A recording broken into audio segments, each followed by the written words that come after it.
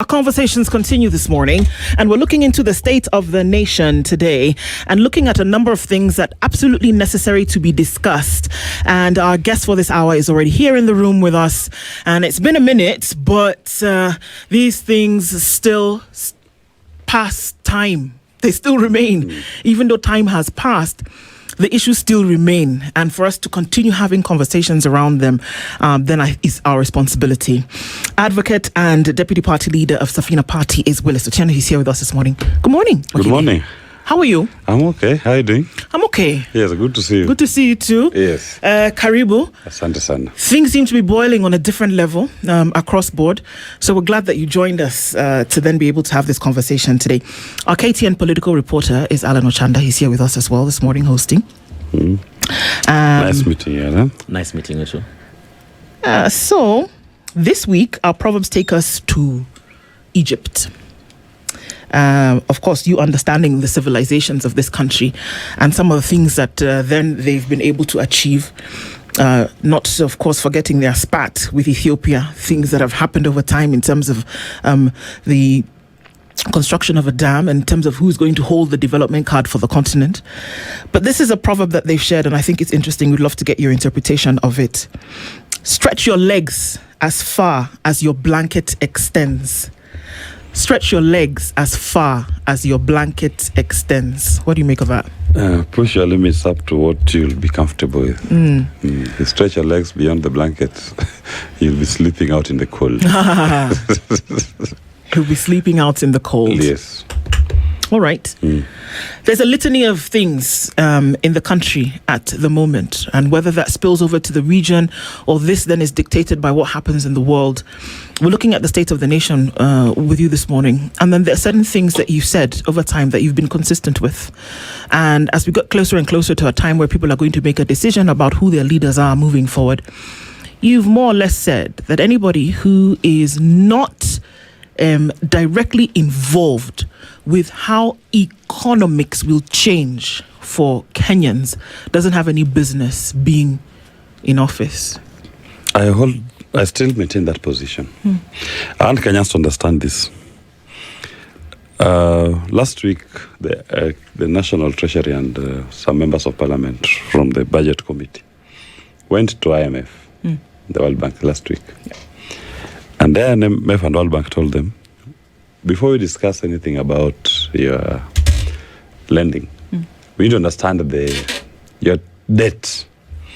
What is your total debt? And they were told your total debt, if you take in securitization, the declared debt, and pending bills, your debt is 14 trillion Kenya shillings. They've been going around town saying it is 12.6. Now they're being told your total debt stock is 14 trillion. Tell us how you are going to bridge and pay this. Yes. And remember, your revenue collection, tax revenue collection is 2.4 trillion per year. Yes. Your debt finance this financial year is 2.4 trillion. So anybody aspiring for leadership are not dealing with this debt problem. You're wasting everybody's time. Because we'll be here telling you must go. You must confront the debt problem. Maybe in context, I should put it this way. If we use the figure of 12.6 trillion, every Kenyan,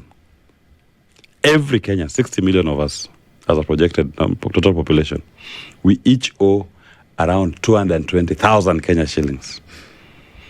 So, we need your 220,000. Alan, give us 220,000. And everybody around you, everybody plus children, newly borns, they owe 220,000 Kenya shillings.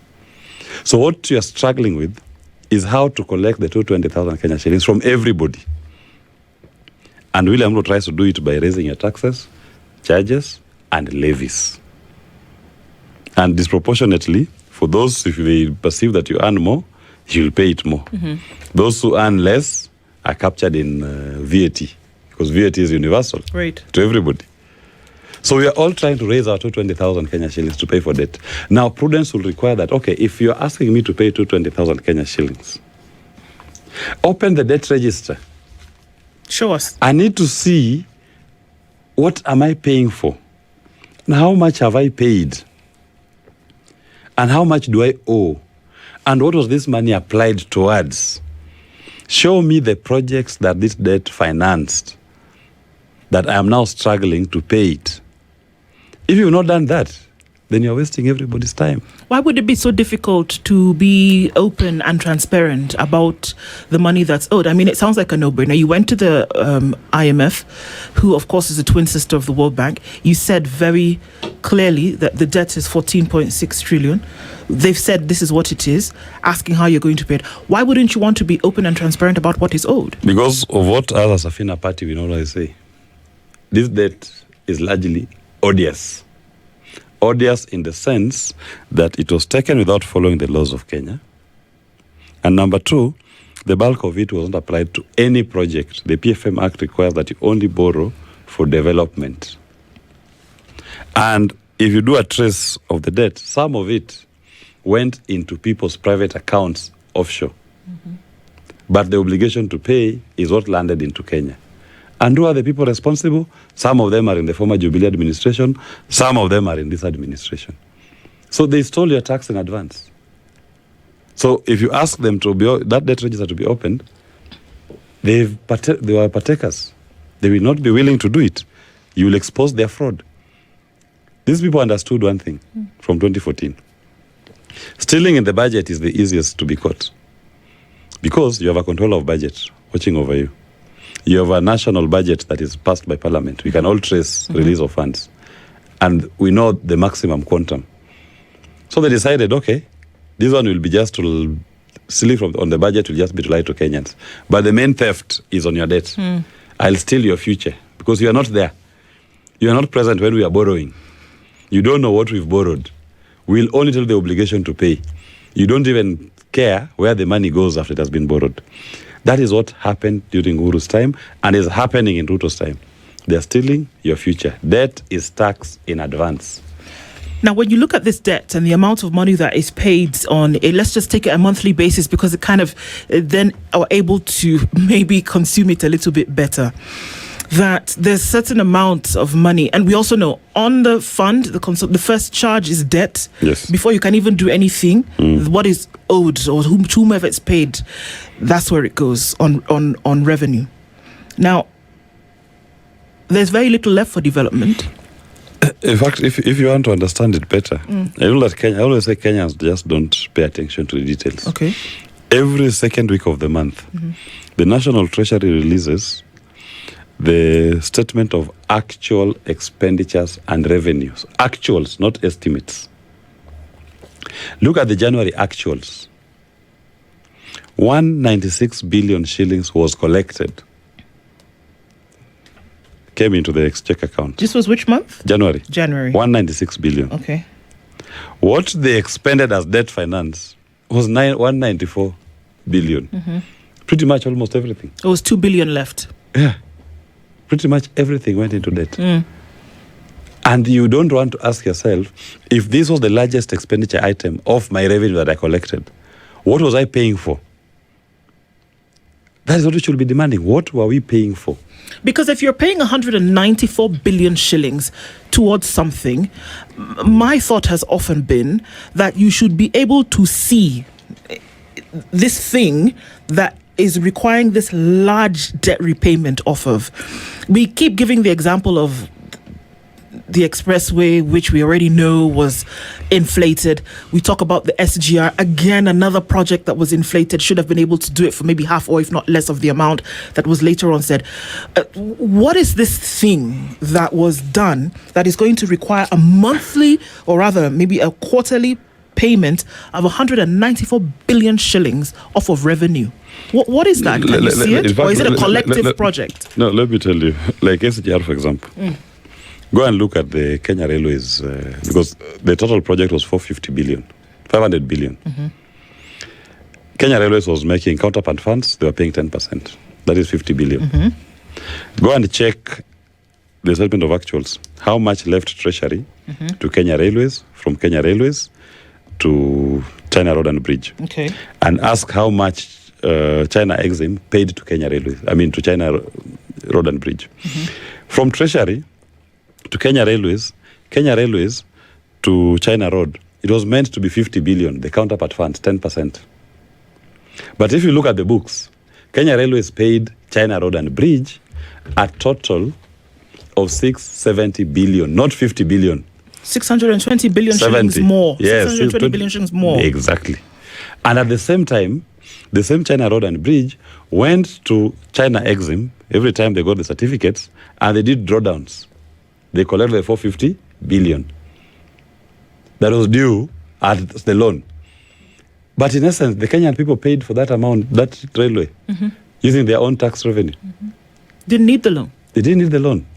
So you have here, you've paid your tax money, has gone in, 670 billion of your tax money has gone to the China Road and Bridge. 450 has come from China Exim to China Road and Bridge. That's an odious debt.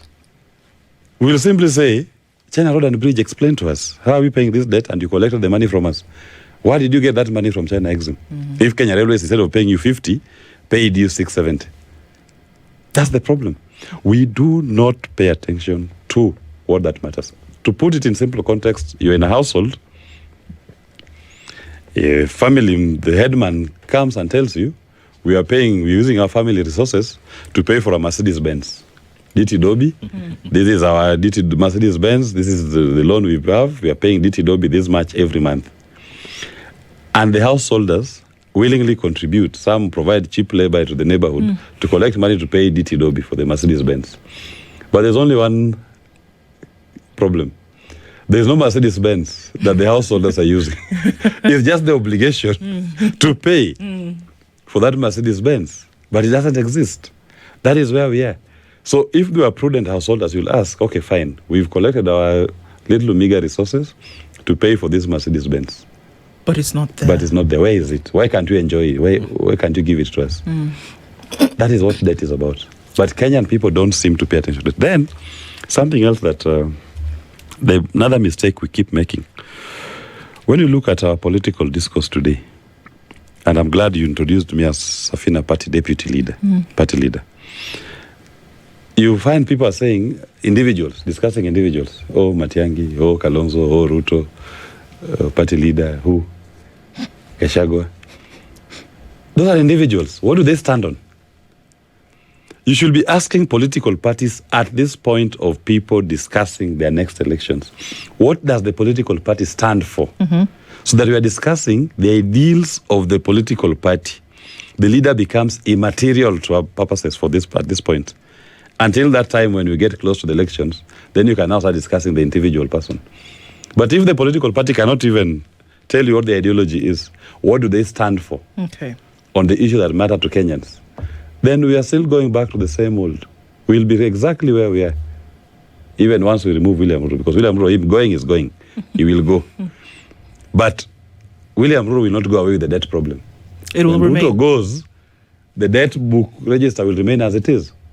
If you get somebody else who adopts the same practice of William Ruto, or was part of William Ruto and Uhuru Kenyatta in the past, they'll maintain the register and the practices and accumulate more illegal debts. So we should not be saying William Ruto must go and it ends there. We should be saying William Ruto has gone. He's just now wasting everybody's time as we wait for the day of his departure. But we should be asking, he is going and he's leaving you with this debt. What is your proposal to deal with the debt problem? If you don't have it, then rest assured your first finance bill, you'll be raising taxes, charges, and levies. Gen Z will go back to the streets, joined by Gen Alpha, to chase you, and you will kill them just like William Ruto did. You will blockade parliament, you will blockade yourself to State House, and it will be a vicious cycle of more of the same. And I speak to I call them my compatriots, those who are the professional league. Because why do you allow ourselves to be caught up in this euphoria of individuals? You find somebody cheering there, Gachagua, oh, Kalonzo, oh, Matiang'i. Oh. But ask yourself, deep down beyond this euphoria, what is it that we care about? What is it presenting as the solution to our problem? Is it attending to our problem? Or is it just exciting your tribal sentiments? We must ask ourselves these deep questions. And I'll not blame the masses. I'll blame my compatriots. those who are more knowledgeable, or at least more learned, more is expected of you. And it's upon your duty, it's your responsibility to take the education to those who may not be well versed with these issues. Right, because then I was going to ask you, how do people then make decisions on a connection between this thing that we talk about, the odious debt? Because for a lot of people, we cannot resonate or make the connection between this odious debt and why, for example, students will go to school next week with a 100% increase on term 2 fees in certain schools. They don't understand that because capitation has not reached schools, because there's not enough money to go around, because almost 100% of it goes towards paying debt. Do you see? The connection is not made. So here you are, and you're talking to people, and you're going to line up as a mother or a father at a CDF office at 4 a.m. So now let's be real, Willis. You're going to line up at a constituency office at 4 a.m. to get 3,500 shillings, maybe 2,000, maybe 1,000. Or when they say come and collect bursary checks, you're going to collect 1,000 shilling check. We are not making the connection between this debt that is being paid, which, according to what you're saying, may not actually be owed for something that you received. Right? Yes. And the fact that because capitation is not sent on time, your children are going back to school on the 28th of April with a term 2 bill where you were paying 18,000 shillings, it is now 37. I'm talking about what I know, not that maybe somebody suggested. This is the crying problem that you're talking about that's still left in the laps of people. And they're saying, how do we get out of this? Let me explain. How do you connect the two to get people to say, come on, guys, lights on, this is the problem? Yes, before Wakili, maybe a rider, you, from what you painted, is that these are carefully designed web to maybe, because we are talking about, we're going to IMF. It's like we underquoting the figures we're actually presenting on the table are not the real figures, and maybe being given an adverse conclusion there, assessment.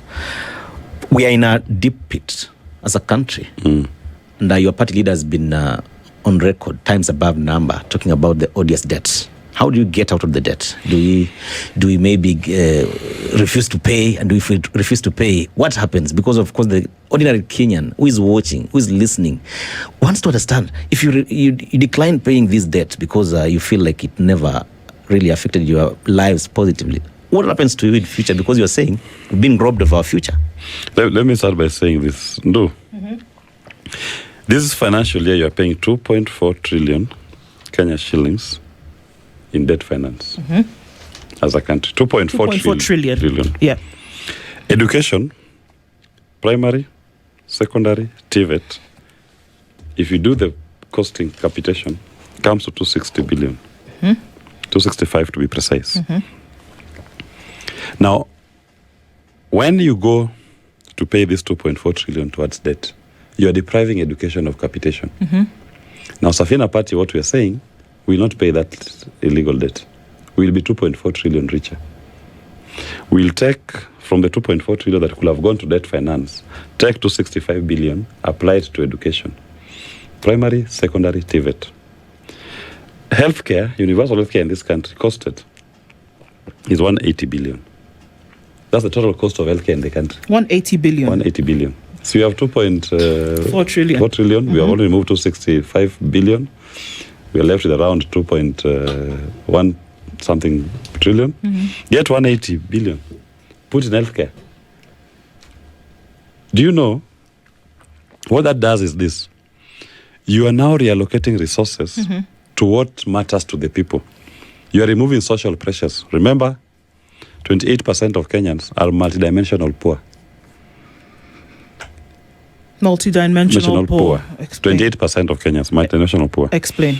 And multidimensional poor means that they're not able to afford they're struggling to pay their healthcare, education, and cost of living is unbearable. So by applying tax revenue towards these social programs, education and health, you automatically remove almost 15% from being multidimensional poverty, because you have now taken care of that which was depriving them. Then go to what Alan is asking. What does it mean if you don't pay? We are a country of the rule of law. If the law says you borrow with parliamentary approval, that is what the law says. That's the Constitution and the PFM Act. The law says you only borrow for development. Yes. If I apply the law, I will ask the lenders, do you want me to ignore our laws? This loan that you gave, there was no parliamentary approval for it. There is no development that you're financing. So are you inviting me to ignore our laws? Then I'll ask you, since it's the people's money, we do a referendum with the people of Kenya. Let them decide that we are going to take ownership of that illegal debt that is lying in somebody's private account in Qatar and the Isles of Man. Mozambique, when confronted with a similar situation, they said, we went to court. In their court, they said, that loan was taken without following the laws of Mozambique. It's odious, it's illegal, Mozambicans cannot pay for it. Consequences, Credit Suisse collapsed. Executives went to jail. Head of finance then in Mozambique, jail. Head of intelligence in Mozambique then, jail. The then president's son, jail. To me, those are the consequences. I don't see any other adverse consequence because by saving 2.4 trillion shillings that could have gone outside, and now you're applying this 2.4 trillion into this economy, and in the process dealing with the question of health for every Kenyan, dealing with the question of education for all Kenyans. And what it achieves is this. You are releasing money back to people's pockets. Because as Ndu is saying, next week the parent is going to pay 100% new school fees, more school fees increment. That parent will retain, in our model as Safina, that parent will retain that money in their pocket. And once she retains it, she will use it in the economy. Consumables, because then now you have more disposable income. Yeah. You'll spend more on consumables. As you spend more on consumables, the manufacturers must manufacture more. They must employ more people to manufacture more. So it stimulates the economy to the benefit of all Kenyans. But, you know, the legacy politicians and their surrogates, what they will try to sell to us is that you will be blacklisted. You will not be able to access the national market to lend. Kenya will be a pariah state. Nothing. That is somebody selling you fear so that you can own their criminality. We must tell them the consequence. In fact, with 2.4 trillion, we don't need to borrow anymore anywhere. Because what we have demonstrated is that within ourselves, we are capable of funding our recurrent expenditure and our development. What has been happening is that legal debts were taken which went into people's private pockets that now deprives our budget of funds to run it. So our model as Safina, and I invite Kenyans, we debate it. The idea, and I say, when I said, we should be discussing this based on what is your political party position, not individual. So this is not Willis Otieno's position. This is the Safina Party position. So anybody discussing Safina Party, no, this is what we stand for. Our first agenda. No payment of odious debts. Education becomes free, primary, secondary, TVET. You apply your tax money that could have gone to odious debt towards education. No payment of healthcare services. Your tax money that's already was going towards paying illegal debt applies to healthcare services to all Kenyans. We are saying VAT, cost of living is high. Do away with VAT in totality. Not reduction. We do away with VAT, introduce only 5% sales tax. The cost of goods and services must fall by 11%. Right? And we are saying no borrowing in the domestic market. Release funds in the domestic market to be accessible to private sector, you and I. Access to credit. Access to credit, and interest rates will fall. With access to credit, with your great ideas as Kenyans, you will be able to turn your innovations into profit. That is what Safina is about, and that is what we want to be discussed based on Safina. The same should be extended to other political parties. DCP, what is your agenda? Wiper, Jubilee, Renaissance, whatever party. This is the agenda. Then we just discuss political party issues. What is the issue you stand on? What's the ideology that informs this political party? But you bring personalities later. If you start with personalities, you eclipse everything. Yeah. Then now you dilute even the conversation. It starts being, oh, Willis is good, Willis is bad, so and so is fat, so and so is. Wakili, you're talking about. I want. You are talking about we've been sold fear that we should not take part in this discourse, yet we've been robbed of our future. There was another discourse about state assets being given out as collaterals. Is that part of the fear? In fact, look at it. That's part of what IMF was telling them. When you look at Kenya Pipeline, that was your money that funded Kenya Pipeline, that has maintained it. It was an investment by the Kenyan people. Nowhere in the scheme of things did the Kenyan people envisage that we will be stripping off these assets and use the money to build roads. Because already, in their laws, they had set up a parliament that will going to allocate money towards construction of roads, and they set up a road maintenance levy, fuel levy, that will be used to maintain those roads. So at no point did we ever envisage that these assets that we've owned, that we've bought, we'll be stripping them and use the money as collaterals to build roads. Then why do we have the national budget in the first place? These were meant to be revenue earning streams for the people continuously, not one-off. What they're doing is stripping them. It's the contrary. But it tells you one thing. It's a recognition within government that this debt is the problem. Because they are not capable of doing anything within the budget. You see William Ruto launching roads here every day. He launches a road at the beginning, somewhere in the middle, or somewhere at the end, and nothing happens. And people don't ask himself, why is he doing this? Because he must find something to lie to Kenyans that he's doing. Because if indeed he had money, he will go into the budget and he will find those projects and they will do them. But in the budget, there's nothing, because 90%, almost now 80% of your tax revenue is going towards state finance. So if he was a prudent leader, which is not, because he's complicit in the legal debts, he will have said, I'm not going to spend 80% of my tax revenue towards debt finance, thereby depriving the Kenyan people of certain services. I will open that debt register. Find out what is legal, what is illegal. Whatever is legal, I will pay. Is legal, I will pay.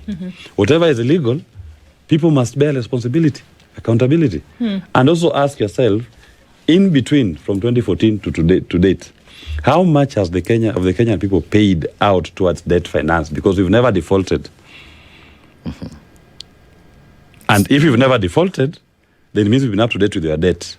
But how comes your debt figures keep going up? Yeah. Which debt is this? That the more you are paying, the higher it goes. And you've never defaulted. And you've never defaulted. At no point have you ever defaulted in either payment of interests or principals when they became due. You've always paid dutifully. Okay, so if that's the case, and for all avoidance of doubt, if we're saying the debt is odious, that means that there are individuals or cartels or whatever the case may be, organized groups of people who have diverted funds that were meant for development because the money is owed, so somebody received the money. No, the money is not owed. Somebody received the money in the name of the people of Kenya, took it to his private account somewhere. So to be clear, this is exactly what we're saying. What he brought the Kenyan people is the obligation to pay. To pay. So Safina, in our confidence, we are saying that is not the money owed by the people of Kenya. That's another agreement that you had over here. That is between you and those thieves. Because if you are following the laws of Kenya, you should have asked the person who walked into your office, where is the approval of Parliament? Look, give me the answer and the votes and proceedings of the House that passed this. You'll ask, which is the project we are funding? And in terms of project finance, it normally is done in drawdowns. No financial institution prudent will give you all the money at once. They'll be saying, okay, who's the contractor? We'll be doing drawdowns. Once we do issue a certificate, and even then they'll go to this project site to confirm that indeed the project is going on and that the stage of development that they're saying they're claiming a certificate on, we've reached. So if that's the case, why has there been, in your opinion, no fervent go after individuals who may have done this? The thing about money is that it leaves a trail, especially in this world in which it's not people carrying gunny bags of cash. Yes. Money leaves a trail. You can see where it went, if it left, if it arrived, and if it actually arrived, if it was taken away. It leaves a trail. So why wouldn't we see that if this is odious debt, that why aren't the individuals who've moved this money gone after? Let me refresh your memory. Okay. In 2014, Kenya took $2 billion Eurobond. Eurobond, yes. $1 billion you could trace. Raila Odinga at that time was making noise. He wanted to occupy national treasury. And he told Rotich, I'm coming for you. We are coming to occupy treasury. $650 million was sent to settle an older loan that had been taken by the Grand Coalition government. $350 billion paper trail could be traced to central bank exchequer accounts. And Rotich released the SWIFTs showing all of this. That is $1 billion accounted for. Yes. $1 billion. Rotich said, no, you've accounted for $1 billion. I want for the other remaining $1 billion. If you don't give me by this date, I am coming to occupy national treasury with the people. That was in 2014. That night, at midnight, Rotich posted on the National Treasury website, he released the SWIFT for the other $1 billion. But what had he done? He redacted. He showed where the money is coming from, JP Morgan. Didn't show where it went. But where it went, he redacted it. That money went into somebody's private account in Qatar. That is what was redacted. So, you are telling Kenyan people to pay that loan to JP Morgan, Eurobond, when the money is lying in somebody's private account in Qatar. And you are telling me that we should fear the international consequences. I'm ready for those consequences, Safina Party. We are ready for those consequences. Tell us why we should finance somebody's private venture. Because that is not money taken in the name of the people of Kenya. Then you asked me, why are we not dealing with this? Yes. Because within this current administration, there are people who are complicit. The Accountant General, who was there with Uhuru Kenyatta, is the same Accountant General today. Has he been changed? No. William Ruto was the Deputy President. Who was the number one defender of Eurobond? It was William Ruto. Yes. He's the president today. Of course, they learned the things they were doing with Uhuru Kenyatta, with the Accountant General. They are doing them today. Same old. Nothing has changed. So the only solution we can find is if the sovereign, the Kenyan people, the ultimate payer of that debt, decides to either own that debt by voting for people who brought that debt. Then they say, fine, we wanted to give you a good golden handshake that you can always borrow in our name and take the money to your private accounts abroad. We will own it, we will pay, we will suffer. If they want it, fair enough. But if they want accountability, if they are saying we are not going to own it, then they must force this to be a conversation amongst everybody who desires to lead them. And within themselves, they should find a leadership that is tasked with the responsibility. As Safina Party, we are saying, we will not pay it. So if you are voting Safina, you are joining Safina, you know that the number one commitment that the party has given is we are not paying Odious debt. And the second thing we are doing, we are saying, you will not pay, now the Kenyan people, you will not pay for education. You will not pay for healthcare. You will not pay 16% VAT. You'll pay 5% sales tax. The difference between what Safina is saying and what legacy politicians say is this. We are not saying we will do to you. We are telling you what you will do. You will not pay education. You will not pay healthcare. We are actually inciting you in advance against us if we try to go contrary to the agreement. Because that is what people are going to vote for. They're going to vote for themselves that I'm not going to pay for education, I'm not going to pay for healthcare. You're not going to vote for an individual, is what you're saying. Yes, I'm voting for these issues. Okay. And to finance what we are telling you that you'll be accessing without paying extra costs, we are saying we are not dealing with paying the Odious debt. So the commitment to make sure that the Kenyan people don't pay that illegal debt is upon us. If you don't, you boot us out. Because that is what the Kenyan people are supposed to be invited to vote for when it comes to Safina. But if they want to vote for tribe, I think there are many political parties that are anchored on tribe and Mtuwetu politics. More of the same. Whereas when you explain it, it's clear and it makes sense. We still have a lot of folks who are hinged on. I mean, people, just the other day, I don't think that we even heard what he said, but a party leader of a dominant party in the country said, I can hear you guys making noise, essentially, but just wait. The next person who is going to speak after me will come and settle you. Essentially, what he was saying is that the money that you've come to this rally, or the money that you come for this meeting to get, don't worry. The person who comes after me is coming to sort you out. So we're still hinged on handouts or what you can take. Is it still in replace, or it's a replacement for political allegiance? Is it in replacement for a vote? Or say, okay, fine, say whatever you want to say at this point, but I'm on what I'm going to get today. Do we still have many people who are hinged on that thing, that I can take a handout, I need it today, I'm not even listening to what you have to say, and yes, we have to make a decision, but right now my problems far outweigh any kind of, political allegiance.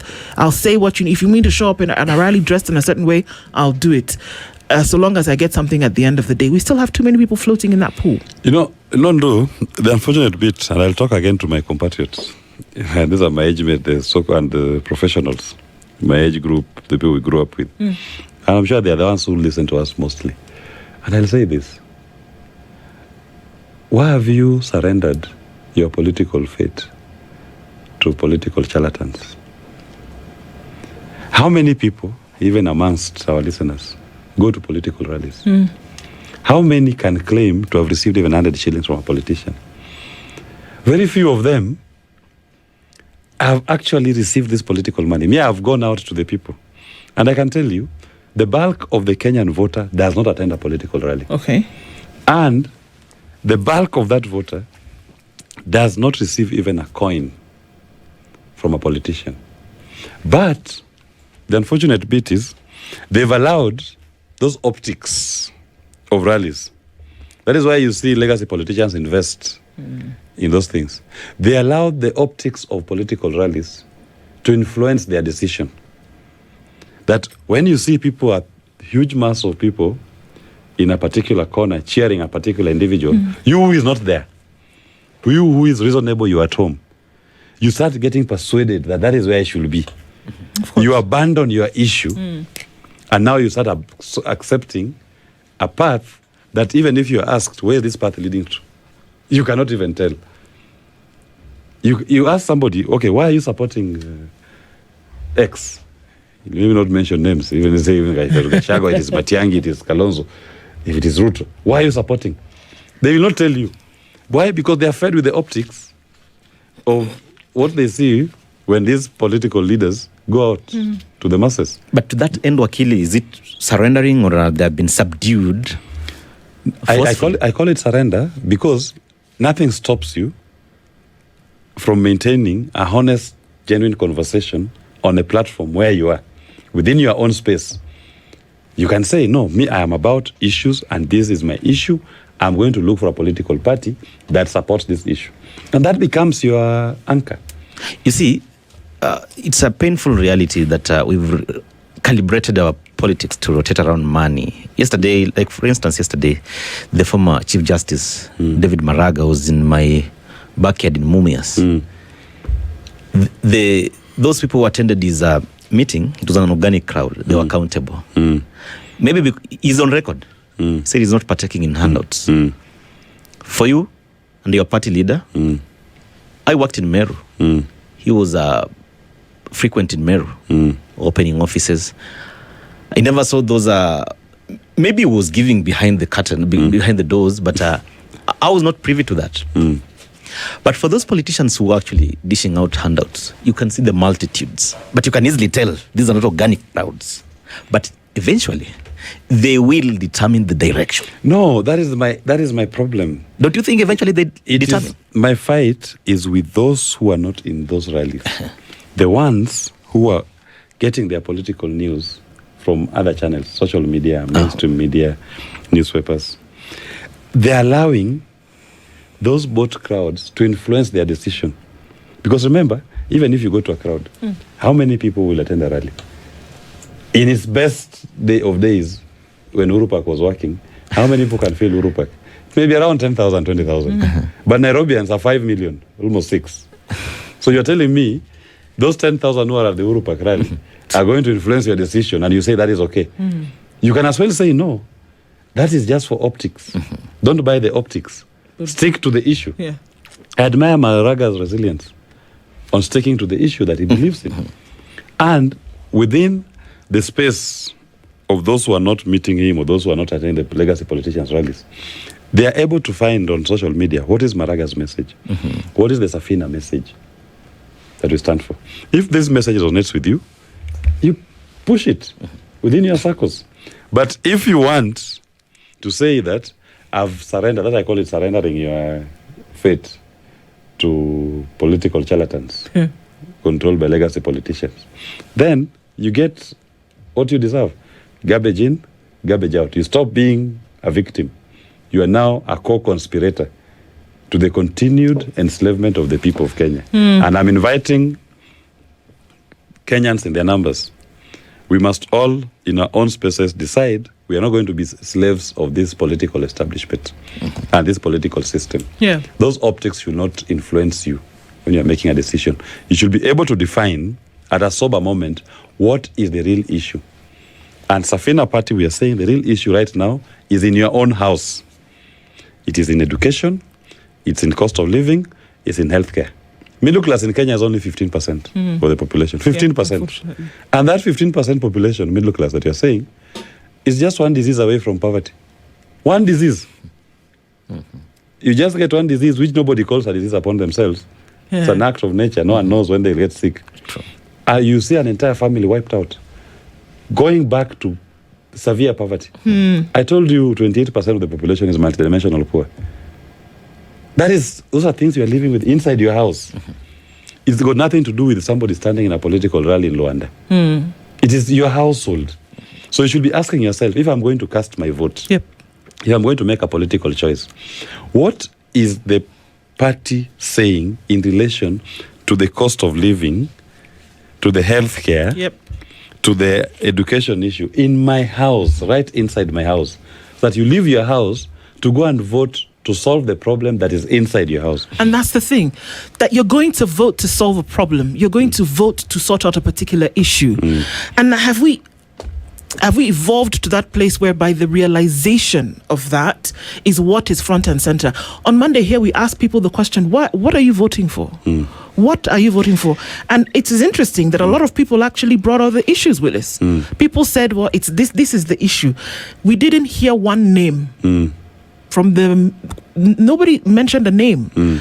So we come to the realization that Kenyans are actually saying, you know what, these are the issues. Gone are the times where it's an individual, that you like this person, how they look, whatever, but that there are issues that are facing Kenyans today that need to be addressed.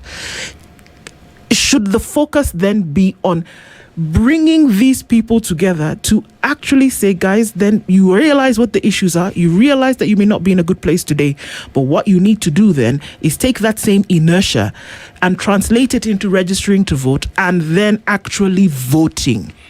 And I agree with you. That is part of what we must do. And I want to throw a challenge to the media, because you also play a larger role in shaping the opinion of the people. That going forward, if you were to say we're having a conversation with, you don't have a conversation with politicians, have a conversation with political parties. That we are meeting you as the party leader of this party. Discuss with us your party position. And possibly even call for party debates. True. As early as now. Because don't tell me that you are going to join DCP, you're going to join Safina, you're going to join ODM. Before you know, what is the party position? Let's have party debates, where we are saying, this political party stands for this. And if I'm joining this party, it's because of the ideology that they've articulated. It has been interrogated, it has been debated, and I believe that is what we deserve as a people. So that nowadays, sometimes you find somebody calling their so-called presidential candidates. 1 year to the election, some people are already saying they're presidential candidates, right? Yes. And they're interviewed as presidential candidates. Yep. And I ask myself, I mean, this is now about the individual. You've not even told us what your party's position is on the issue, but you're a presidential candidate. That is how we allow individuals to capture our political space. We need to bring it to the point where it is ideologies that capture our political space. Individuals just become plug and play. Once we've articulated the ideologies, the people have understood the ideologies, they've formed an opinion based on which ideology they subscribe to, then now you bring the individuals. And they can do their debates 2 weeks to the elections. Yeah. At that point, we all know what they all stand for. It's just a matter of now testing you. Yeah. Are you able to articulate and defend the ideology that we've always known your party to ascribe to? What do you say about the individual, and of which there are many today, taking all of these things into consideration and saying that, okay, fine, it's a middle class who needs to get serious about this thing, because to a certain extent they understand coming off the place of odious debt and all of this, and how it translates in society whereby education, health and other things, infrastructure, water suffers. What would you say to that person who says, well, you know what, every time I tried, they've stolen an election. Every time I've tried, this and this has happened, and so let me just sit in the bleachers and watch what will happen because next. What normally happened was, every time you tried, the election was about individuals, not about an ideology. It was never about an issue. You're always voting for legacy politicians, one way or another. That is why every election, once they've campaigned against each other, it is so easy for them to bridge. And those who are fighting hard against each other in the elections, they will shake hands, sit on the government table, and share the spoils. Yeah. You don't even see a conversation as to how do we bridge our ideologies. What is the compromises? Never exist. It's just about, I want how many cabinet positions, I want PSS, I want this. And life goes on. You have been voting based on individuals' interests. What my invitation is, you now need to push forward the issue, the ideology, that even if there was supposed to be a compromise later. And remember, if you vote on ideology, if our politics is based on ideology, all these legacy politicians, they'll fall off. Right. Because they don't understand it. Naturally. They'll fall off. And at that point, even if majority of Kenyans own this ideology politics space, it becomes far much easier and far much harder for the legacy politicians to reach. Your vote will count. Yeah. But if your vote is based on an individual, tough luck. Indeed. That is why it is played with here and there. Your vote will actually count. This time your vote will count. This time your vote will count. More so if you are voting based on that issue. Because the issue, when it's an issue, it unites all Kenyans. Right. And that vote, let's say the Kenyans people are to say we are voting on the economy.